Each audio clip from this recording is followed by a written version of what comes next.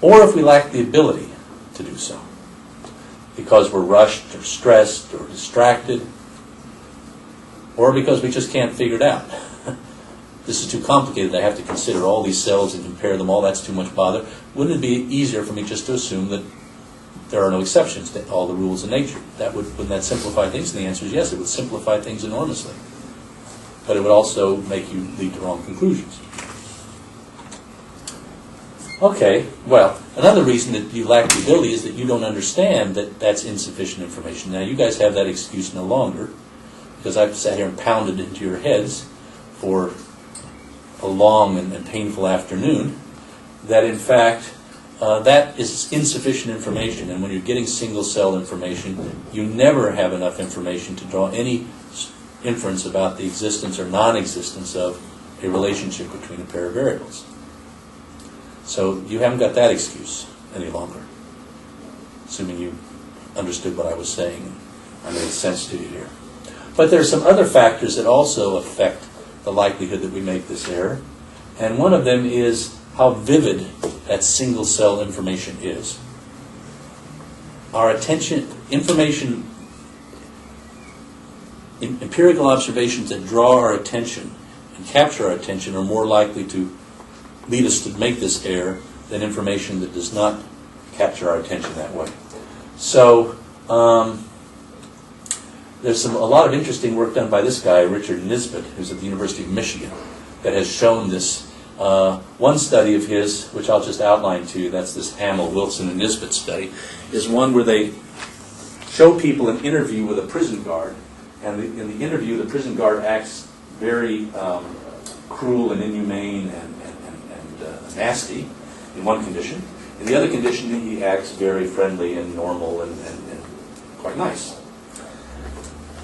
People then, if you show them that single-cell information, you ask them, what do you think are true generally about prison guards? Are they more or less nice than the average person? They'll use the single-cell information and say, I think there's a relationship.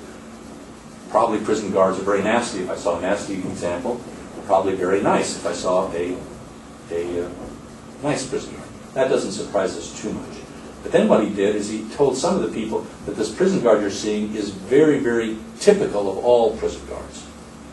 So if you looked at interviews of hundreds and hundreds of other prison guards, most of them would look exactly the same as this guy. Or, in another condition, he said, this guy is very atypical of prison guards. So if we interviewed all the prison guards we could get our hands on, almost none of them would look like this guy. Now that's very useful information, right? But it turned out that when you added that information, the respondents paid no attention to it whatsoever. What did they pay attention to? The vivid interview that they saw. The fact that this guy was atypical, which should have said, if he acts nasty and he's atypical, then most prison guards, in fact, are fairly friendly. This is good. This is useful information.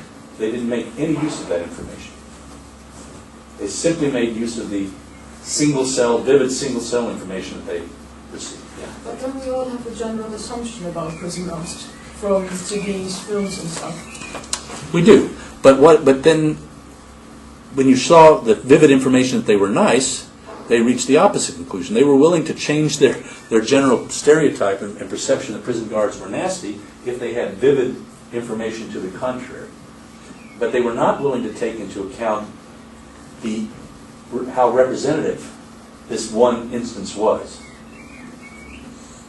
I'll give you another example here too, which I think maybe will make this point even better. Is smoking related to lung cancer? Now, you would put that in a simple 2x2 table. Do people smoke or not, and do they get lung cancer or not? Right? So the answer to this question is that there is a relationship between these two variables. The probability of getting lung cancer is 22 times higher among smokers than non-smokers. So this percentage is 22 times bigger than this percentage on a row basis.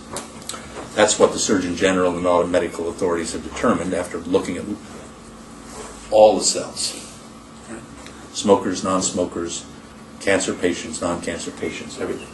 Now, in 1964, that's quite a while ago, the first report of this came out in the Surgeon General's report in the United States, where he basically said, we now have excellent evidence that there is not just a relationship between these two, but a causal relationship. The reason you have this much higher rate of cancer is because you smoke. It's the smoking that's the culprit, he said. But then public health officials followed smoking patterns after the release of that book in 1964, the first Surgeon General's report. And in the general population, there was no change in smoking,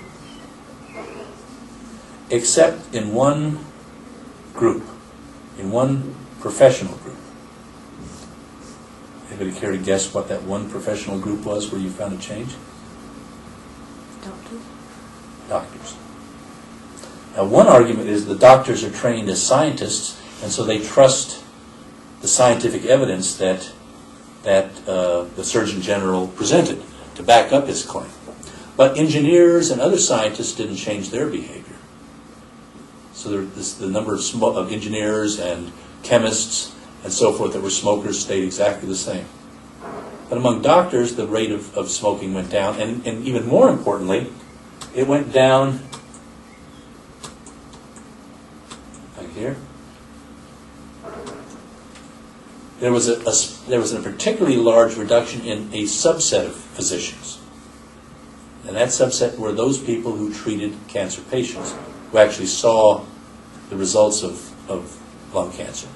So if you looked at oncologists, pulmonologists, radiologists, those who saw real live human beings with this disease and saw what it was like, and then saw evidence that suggested that these people were probably in this terrible predicament because of their smoking, that vivid information changed their mind in ways that all the statistics that the book was filled with did not. They were convinced by the men and women who they treated in ways that they were not convinced by data that showed it wasn't a single cell error. Yeah? Yeah, do you have a comment? No, I was just going to say it was probably because they'd seen firsthand. That's right. That's right. And it's hard to understand this pattern except in these terms, that people are using certain kinds of information as much more informative, as much more convincing about the relation. In a sense, it's far less convincing because it's only single-cell information. They see a bunch of smokers come into their office who have lung cancer. And they say, that's what the Surgeon General said is a very common outcome. I'm convinced. But you could show them tables of studies done with thousands and thousands of people and animals that show that there's very clearly such a relationship. And if they didn't ever see these people, most people were never convinced. No, very few of the general population were convinced by that kind of information. People who read the book didn't stop smoking. They had complete data in one hand but were unconvinced by it, but it was pallid. Or they had vivid information that was consistent with the conclusion, and they were convinced by that. Okay. I may have one more example. Okay. There's some implications of this vividness effect. It is that one of them is that we tend to, that base rate information, statistical information, tends to be fairly non-vivid, not very attention-grabbing. So suppose we're trying to decide whether to buy a particular car, a certain brand of car, say a Subaru. They sell Subarus in the UK, don't they? I don't know. We can have two kinds of evidence. We can have statistics that show that Subarus are above average in rate of repairs. That we go to Consumer Reports and read their data on the overall rate of. This is information that says compared to all cars, is this above average or below average in its rate of repairs? That's very pallid, but it's complete data. It gives us all we need to know to say whether there's a relationship.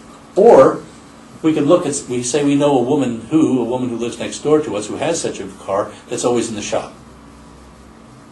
Which of those would persuade us more?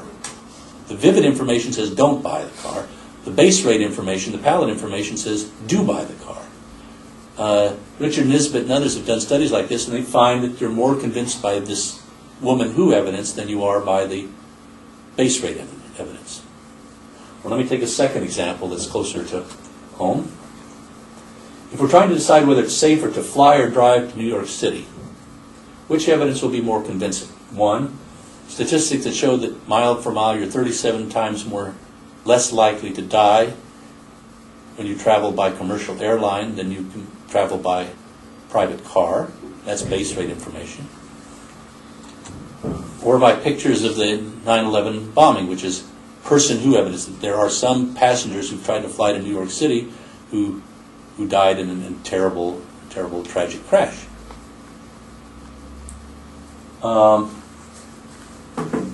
When this was made vivid in people's newspapers and televisions, you go to the airports. I was in the United States at the time.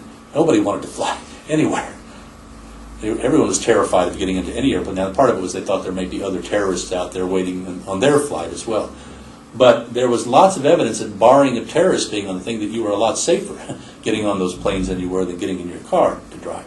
But this is far more vivid and attention-grabbing data than the national statistics on flying versus driving.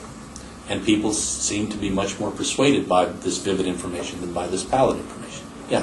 I mean, isn't it also in that relation that obviously there's no one date where you're more likely to be in a plane crash or not, but still a lot of people still don't want to travel on the 9/11 because they kind of have it in their head and don't want to think they might crash. Even though like the base rate probably would suggest completely different. That's right, but this is man who and woman who information. It's true. These two flights ended in terrible crashes.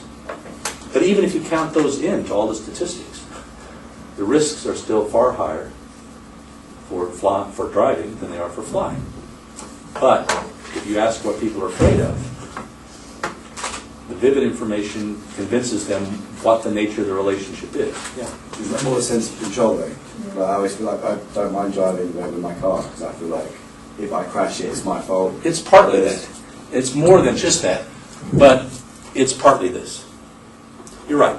There are lots of differences between driving and flying that can explain this effect. Somebody else is in the cockpit. I'm behind the wheel. So I feel like I have more control. So you feel like if a plane goes wrong, you feel like there's very little way to get out of that. And you can survive a car crash. You might survive a car crash, but you are unlikely to survive a plane crash, for example. But those are all sources of this difference in perceived safety. But I'm saying part of it has to do with the vividness of the information, just as the same as this is part of what's behind that, I believe. Yeah. Okay. Now we got a few more minutes. Let's make a little bit more progress. Another implication of this vividness effect is that events which are very rare or unusual also tend to grab our attention. And that can, it turns out, help us understand why maybe stereotypes form. Stereotypes, for those of you who are not students of social psychology, are a set of beliefs that you have about a social group. So, for example, I have a stereotype about the English, which I'm refining every day. And I'm sure I'm contributing to your stereotype about Americans every day, every time we meet. But the interesting thing is that we might be able to understand partially why people develop these stereotypes about social groups from the fact that we tend to pay more attention to information which is highly attention-grabbing, and one of the things that makes information attention-grabbing is its rarity. And this is shown nicely in some classic research done by David Hamilton and Gifford in 1976. And what they did in this study is they gave people 1,100 cards describing individuals, and there were 2 bits of information on each of these cards. People were alleged to belong to one of 2 groups. One was a majority group, that is 91% of the entire deck were in the bigger group, and a minority group, only 9% of the people were in this minority group. And the second bit of information that was on there, which group you're in, was the first piece. The second was whether the person had ever committed a crime. And again, most people, 95% of the people, had not committed crimes, but a small minority, 5%, did commit crimes.